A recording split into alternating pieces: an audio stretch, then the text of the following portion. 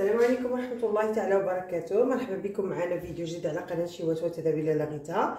نتمنى من الله تكونوا احوالكم كلشي بخير ان شاء الله، ويدخل عليكم سيدنا رمضان بصحه والعافيه. غادي نبداو ان شاء الله واحد الفيديو. اول حاجه اللي تتبادر للذهن ملي كنقولوا رمضان هي السفوف. دونك غادي نبداو بالوصفه ديال السفوف. انا حفيت لي حطيتها عامين تقريبا، الوصفه الاولى والوصفه الثانيه غنحط لكم الروابط ديالها. دونك انا كندير نفس الوصفه المعتمده عندي دائما. انا غندير واحد الوصفه خاصه بكيلو ديال الدقيق محمر، ونشوفوا المقادير اللي نحتاجو للتحضير. انا هنايا مصايبه كيلو ديال الدقيق. بطبيعه الحال هنا راه انا دايره شويه ديال الدقيق دايره مثلا 700 غرام ديال الدقيق الفورس، ودايره 300 غرام ديال الدقيق ديال القمح اللي غربلته، نقصت منه غير شويه ديال النخاله صافي، وحمرتهم كالعاده. حمرتهم في الفران ديال برا. اللي ما بغاش يدير الفران ديال برا يشوف هكا شي طنجره تكون ثقيله ولا الكوكوط ويحمرها على البوطه، حتى هو كيعطي نفس النتيجه. هنا عندي كيلو ديال الجنجلان بطبيعه الحال منقي مغسول منقي ومحمر. عندي هنا 700 غرام ديال اللوز اللي غسلته مزيان وحمرته شويه في الفران، و300 غرام سلقتها وقشرتها وقليتها. دونك ديروا 300 مقليه و700 محمره في الفران.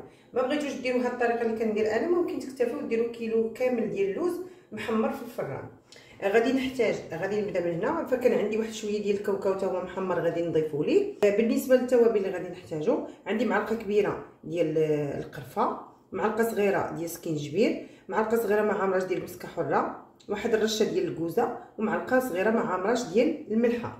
عندي هنايا دايره معلقه كبيره ديال الفوه اللي مسحت ليها العويدات ديالها وطحنتها مزيان نيلتها وغربلتها. عندي 2 معالق كبار ديال حبه حلاوه، 2 معالق كبار ديال النافع. وعندي هنا انا ضروري السفوف كنزيد فيه الا كنزيد فيه الصوجه، فدايره هنا 3 معالق وهنا 3 معالق، فملي عبرتهم في الميزان تقريبا 50 غرام. هنا عندي 350 غرام ديال السكر كلاصي. بطبيعه الحال الحلاوه نتوما غادي كل واحد على الذوق ديالو، ممكن تمشيو من 200 غرام حتى 400 غرام. بالنسبه لهذيك الخلطه او ديك السقوه اللي غنسقي بها السفوف، فعندي 200 غرام ديال الزبده، كاس مع كاس هكا ديال الزيت البلدي، معلقه صغيره ديال الزعتر، ومعلقه صغيره ديال السمن.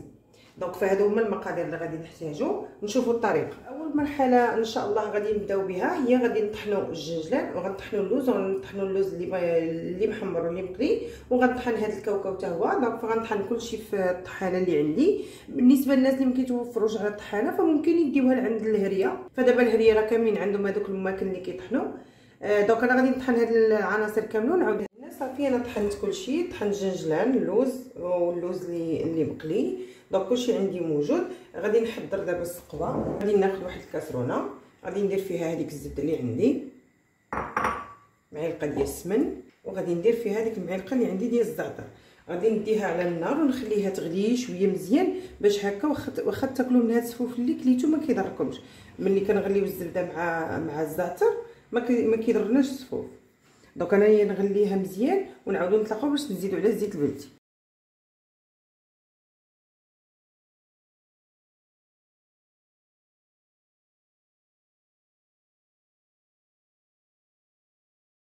بهذه الطريقه تتبان لينا هذيك الكشكوشه ديال الحليب بيضه بدات كتحيد صافي، ونحيدوها من النار.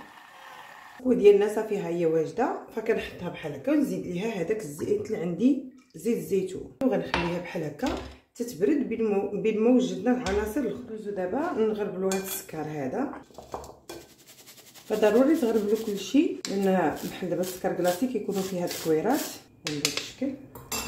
عاوتاني غادي ندير الصوجه، وندير ايلان،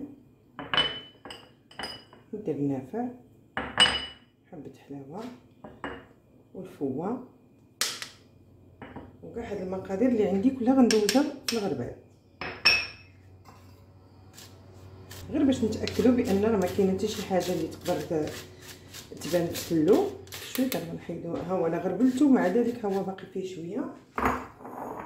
دونك غادي نزيد هذه المسكه حره والملحه، صافي نخلطهم هكا مع بعضياتهم. بطبيعه الحال انايا غنزيد نذكركم حتى السكر والحلاوه على حسب الذوق.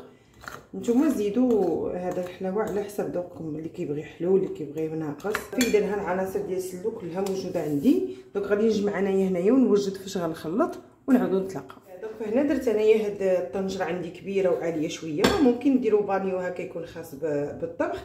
فحطيت الدقيق هو الاول، ها هو غادي نزيد عليه. وبطبيعه الحال ديروا هكا لبسوا بحال اللي قوات، حيت السفوف ملي كنعجنوا كيبقى داكشي هذا كيبقى لاصق في اليدين، من الاحسن ديروا اللي قوات. دونك فغندير هاد الخلطه هذه اللي عندي ديال السكر والمسائل الاخرى صافي ونخلط. غادي ندير هذاك اللوز اللي مقلي ومطحون صافي. من بعد الجنجلان انا غادي نحاول فين ما ندير شي اضافه نخلط شويه على نزيد هذا الحاجه الاخرى. دونك درت اللوز خلط شويه، ندير الجنجلان نخلط شويه عاد ندير اللوز بحال هكا. نحاول هكا نخلط وانا كنضحك بين يديا، لان الجنجلان واللوز كيطلقوا الزيت ديالهم فكيكونوا مكورين. دونك بحال هكا بشويه بشويه تيتحلوا.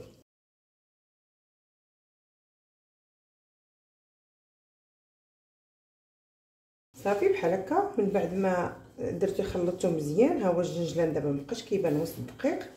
دونك نفس العمليه غنديروها للوز الشكل. اللوز مع كيكون طالق داك الزيت ديالو اكثر من الجنجلان، هاد المرحله هذه كتبغي شويه الصبر بحال هكا. دونك غادي نبقاو نخلطو وحنايا كنفرتو غير بشويه بشويه،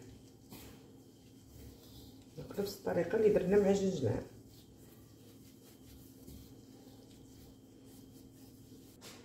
هنا من بعد صافي دخل اللوز هو كله انسجم مع العناصر الاخرى. فانا خديت السقوه وصفيتها مزيان في صفايه رقيقه، وغادي نبدا نزيد بهذا الشكل. دونك غادي نزيد هذا الكاس الاول.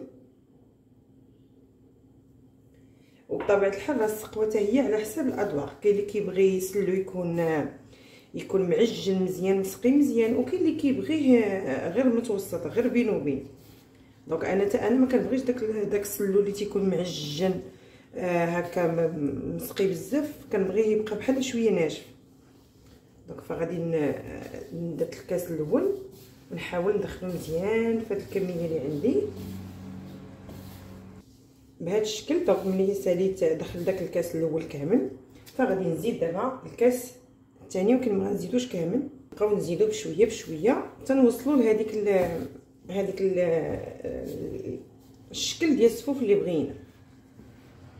داكشي علاش خليت لكم انايا هذا، خليت لكم الشكل ديال المقادير ديال السقوه، نتوما غتحكموا فيها باش غتكبوها كلها مره واحده. دونك غادي نزيد هذاك النص كاس الثاني. فانا بالنسبه ليا صافي غنستعمل هاد جوج كيسان صافي، لان انا هكا كنبغي، كنفضل السلو يبقى بحال هكا. وبطبيعه الحال اللي باغا تبغي شويه زايد مسقي غادي تزيد واحد نص كاس، ولا تمشي حتى لكاس اخر. صافي غادي نستمر ندلك بحال هكا. وفي الاخير غادي ندوزو في واحد الغربال اللي يكون هكا شويه العيون ديالو واسعين صافي، ونعاودو نطلقها. صافي هنا من بعد ما كملتو دوزتو في واحد الغربه اللي يكون واسع شويه. فهنا وجدت انا واحد شويه ديال اللوز مقلي وشويه ديال الجنجلان حتى هو حمرته شويه، وعندي هنا واحد شويه ديال اللوز مهرمش من هذا اللي مقلي، وزدت عليه شويه كان عندي محمر ومهرمش. فهادو غير للتزيين. دونك غادي ناخذ هذا غنخليوه على جنب، لان غنزينو عليه من في الاخر. غنديروا هاد الجنجلان اللي عندنا، ونديروا هاد اللوز اللي مهرمش حتى صافي، ونخلط. هادو غير باش يعطيونا ديك القرمشه في الصفوف وصافي.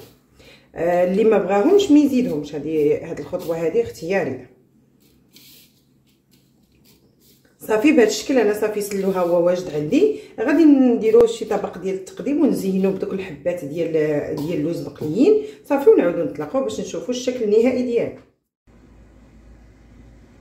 وهذا هو الشكل النهائي ديال السفوف اللي صايبنا اليوم. فكما شفتوا معايا في الفيديو، فالخطوات بسيطه. انا درت لكم المقادير ديال الكيلو بالنسبه للمبتدئات اللي باقيين عمرهم ما صايبوا السفوف، اما انا راه دايره كميه شويه كبيره.